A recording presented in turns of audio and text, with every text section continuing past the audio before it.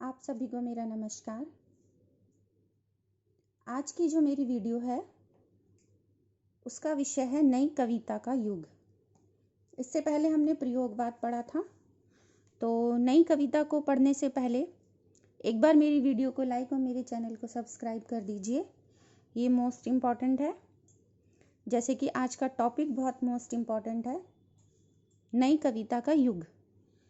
1951 में जब दूसरा सप्तक का प्रकाशन हुआ था, तो उसके बाद ही जो प्रयोगवादी कवि थे उन्होंने अपने आप को अज्ञे के नेतृत्व से अलग करने का प्रयास किया था। इन कवियों ने अपनी रचनाओं को नई कविता कहलाना आरंभ कर दिया था। फिर 1954 में नए पत्ते के प्रकाशन के साथ ही यह नाम हिंदी जगत में प्रचलित हो गया था। नई कविता को प्रयोगवाद का जो विकसित रूप कहा था वो कहा था गोविंद शर्मा ने। प्रयोगवाद को बिंब प्रधान ये कहा शंभुनाथ सिंह ने, और सूक्ष्म के प्रति अति सूक्ष्म का विद्रोह ये कहा था रामविलास शर्मा जी ने। ठीक है, तो नई कविता में बहुत छोटी छोटी सी कविता के युग चले थे। जैसे कि कविता थी 63 में प्रारंभ शीर्षक से जगदीश चतुर्वेदी ने 14 कवियों की रचनाओं का एक संग्रह प्रस्तुत किया था, तो वो नई कविता का चलन शुरू हुआ था। फिर सचेतन कविता जो डॉक्टर महीप सिंह ने स्टार्ट की थी। समकालीन कविता डॉक्टर विश्वनाथ उपाध्याय ने।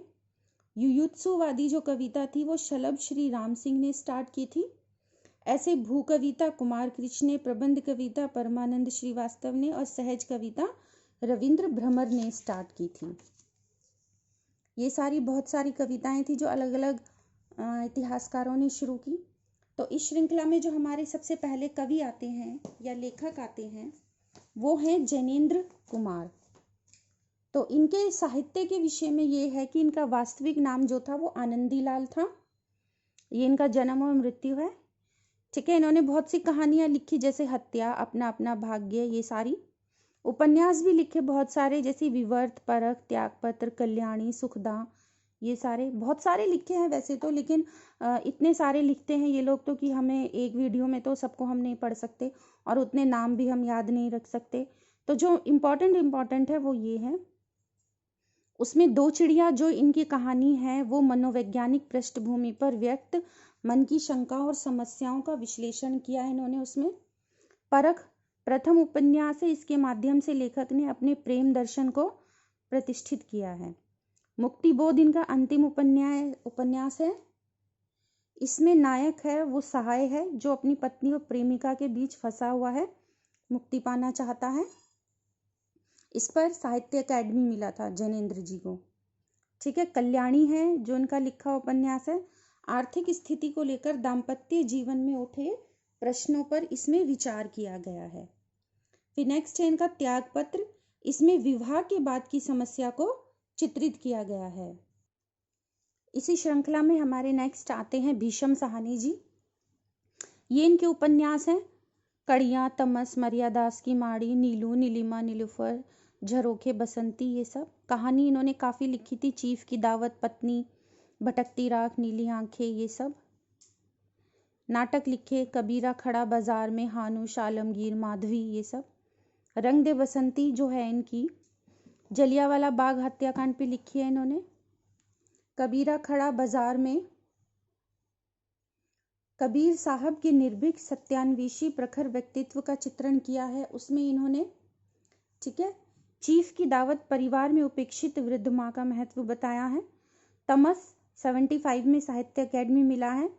47 में भारत विभाजन में जो सांप्रदायिक दंगे हुए थे उसमें 5 दिनों की कहानी है इसके अंतर्गत। कड़ियाँ हैं वो विपरीत संस्कारों वाले मध्यम वर्गीय पति पत्नी के जीवन की गाथा है। कुंतो विभाजन से पूर्व पंजाब के एक आर्य समाजी संस्कार वाले परिवार की कहानी है। तो ये थे हमारे भीष्म साहनी जी। इनके उपन्यास, कहानी, नाटक, ये सब बहुत मोस्ट इम्पॉर्टेंट है जो कि अक्सर एग्जाम में पूछे जाते हैं। फिर एक है हमारे राहुल सांकृत्यायन इसी श्रृंखला में। बचपन का नाम इनका केदार पांडे था। रामानुजी संप्रदाय जब इन्होंने लिया तो राम उदार पांडे इनका नाम हुआ। बौद्ध धर्म जब इन्होंने ग्रहण किया तो इनका नाम राहुल सांकृत्यायन पड़ा था।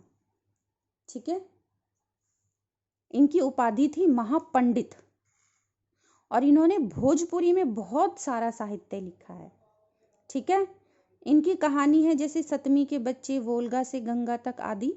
यात्रा वृतांत है घुमक्कड़ शास्त्र, मेरी चीन यात्रा, यात्रा के पन्ने, रूस में 25 माह।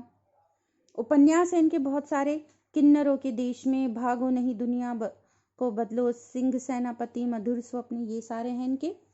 जो सतमी के बच्चे हैं वो वर्ग संघर्ष के आधार पर सामाजिक और आर्थिक स्थितियों का उसमें चित्रण किया गया है। सिंह सेनापति एक ऐतिहासिक उपन्यास है इनका। लिच्छवी गणतंत्र की जीवन व्यवस्था दिखाई है उसमें। मध्य एशिया का भारत 1958 में इस पर इन्हें साहित्य अकादमी अवार्ड मिला था। और भीष्म साहनी जी तो हमने पढ़ लिए। इसी श्रृंखला में हमारे नेक्स्ट आते हैं अमृतलाल नागर। ठीक है, इनके उपन्यास थे ये महाकाल, सेठ बांकेलाल, ये कोठेवालियां, सात घूंघट वाला मुखड़ा, ये सब कुछ। नाटक है हम लोग, युगांतर।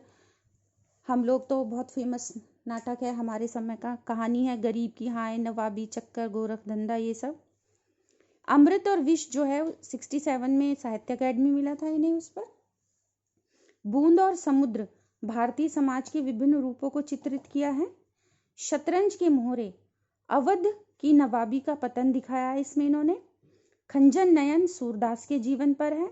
मानस का हंस तुलसीदास जी के जीवन पर है।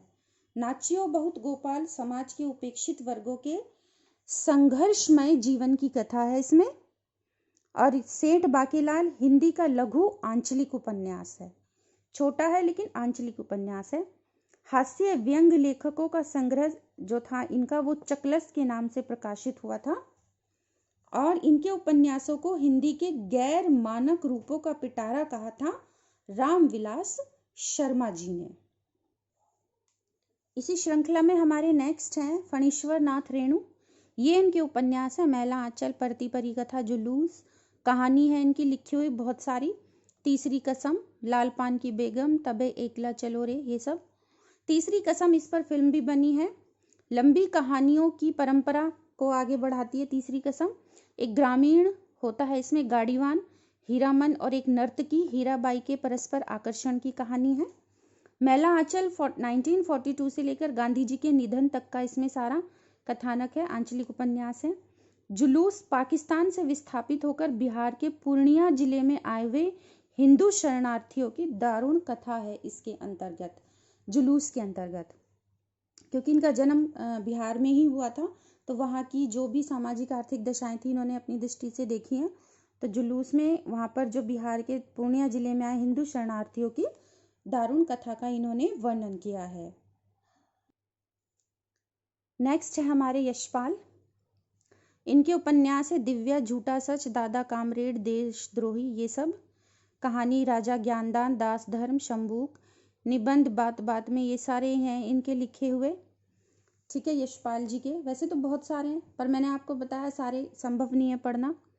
झूठा सच भारत विभाजन की भूमिका और विभाजन के दुष्परिणामों का इन्होंने विवेचन किया इसमें। तेरी मेरी उसकी बात अंतिम उपन्यास था, 76 में साहित्य अकादमी भी मिला यशपाल को इस पर। 1919 से लेकर 45 तक की राजनीतिक घटनाओं का वर्णन है। दादा कामरेड पूंजीवाद, गांधीवाद, समाजवाद के बीच का इसमें संघर्ष दिखाया है। दिव्या बुद्ध युग और संस्कृति से संबंधित है। देशद्रोही पूंजीपतियों की शोषक वृत्ति, अंधविश्वासों और कुरीतियों पर इन्होंने कड़ा प्रहार किया है। इसी श्रृंखला में हमारे नेक्स्ट आते हैं वो हैं ईलाचंद जोशी। ठीक है, ये सारा साहित्य इनका मोस्ट इम्पॉर्टेंट है। इनसे रिलेटेड बहुत से क्वेश्चंस पूछे जाते हैं एग्जाम में। ईलाचंद जोशी उपन्यास इनके सन्यासी, पर्दे की रानी, प्रेत और छाया, ऋतुचक्र, जहाज का पंछी, ये सब है। कहानी दिवाली और होली, खंडर की आत्माएं, आहुति, डायरी के नीरस पृष्ठ, ये सब हैं। सन्यासी जो था वो देश सेवा से संबंधित है।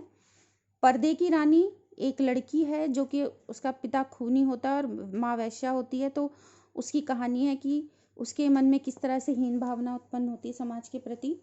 जहाज का पंछी इसमें नायक है जो कलकत्ते शहर में काम ढूंढने आता है, लेकिन कलकत्ता शहर को एक जहाज के रूप में दिखाया जिसमें वो चारों ओर भटकता रहता है, चक्कर काटता रहता है और अंत में वापस अपने गांव लौट जाता है। ऋतु चक्र, पुराने मूल्य ढाकर नए आदर्शों मूल्यों की स्थापना कैसे होगी, ये इन्होंने बताया है। जोशी जी ने एक प्रसिद्ध लेख भी लिखा था, छायावाद का विनाश क्यों हुआ।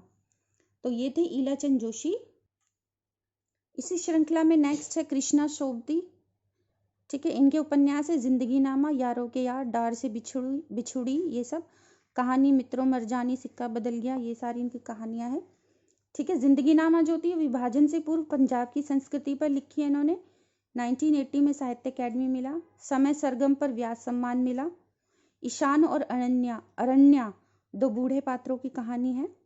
सिक्का बदल गया में विभाजन के दर्द को बड़ी गहनता से व्यक्त किया है। मित्रों मरजानी लंबी कहानी है या फिर एक लघु उपन्यास। स्त्री पुरुष संबंधों की कहानी है। 96 का शलाका सम्मान देर से मिलने के कारण इन्होंने लौटा दिया था। ये कृष्णा सोबती थी। इसमें नेक्स्ट है हमारे निर्मल वर्मा। बीबीसी ने इन पर एक डॉक्यूमेंट्री फिल्म बनाई है। इनकी कहानी है परिंदे, कुत्ते की मौत, जलती झाड़ी, माया दर्पण, ये सब।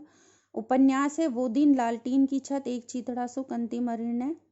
यात्रा संस्मरण, हर बारिश में, चीड़ों पर चांदनी, धुंध से उठती धुन, ये सब है। कव्य और काला पानी पे इन्हें साहित्य अकेडमी मिला था 85 में। इनका संपूर्ण साहित्य जो है उस पर ज्ञानपीठ मिला है, उपन्यास है ये 99 में। परिंदे नई कहानी की शुरुआत होती है, जो शुरुआत है वो परिंदे से ही मानी जाती है। वे दिन है चेकोस्लोवाकिया में दिसंबर में जो बर्फ गिरती है वहां का बड़ा ही सुंदर वर्णन किया है इन्होंने इसमें। लालटीन की छत एक किशोरी लड़की की कहानी है। तो ये थे निर्मल वर्मा। ये कुछ इंपॉर्टेंट कवि थे जो कि आपको मैंने नई कविता के अंतर्गत बताए। ठीक है, इस वीडियो में इतने ही कवि काफ़ी हैं। अपनी नेक्स्ट वीडियो में मैं नई कविता के कुछ और कवियों के बारे में आपको बताऊंगी। तब तक आप मेरी वीडियो को लाइक कीजिए, मेरे चैनल को सब्सक्राइब कीजिए और अपने घर में सेफ रहिए और घर में रहकर अपने एग्ज़ाम की तैयारी कीजिए।